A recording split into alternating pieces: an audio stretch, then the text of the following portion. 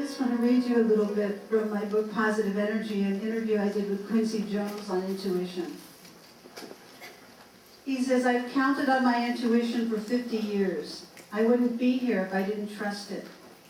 To me, intuition is paying careful attention to God's whispers. It's the most natural part of us. Listening gives us energy and inner power. What you feel, not what you think, that's what it's all about. I live by goosebumps. Remember that. Next time you get goosebumps about something, don't forget.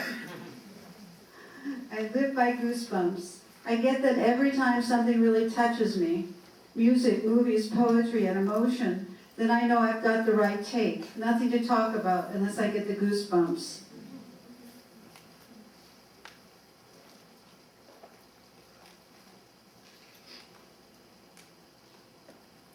I believe all the answers to our questions are out there in the universe if we just slow down enough to hear.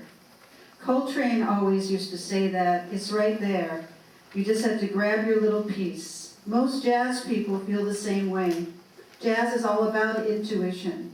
Jazz musicians improvise, take gigantic leaps into space. It brings amazing energy to music. It's like skydiving without a net. When I listen to Miles Davis or Dizzy Gillespie, it's unbelievable. They just bend intuition into pretzels. Jazz people really trust intuition. They have to. They live off of it. They exist because of it. I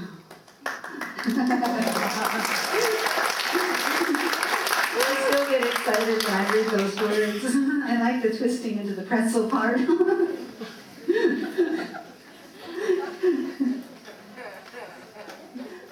And I've got to tell you that things in medicine are changing. Slowly but surely, they are changing. Recently I had a lunch with a relative of mine who goes to Hershey Medical School. And she was telling me that in her anatomy class, where basically they're corpses that you dissect, she said when at the end of the class, when they're finished with the bodies, they do a memorial service for the bodies. This is very precious, and they're told to consider their body that they worked on the guiding hand when they go into surgery. I mean, this is so beautiful to me.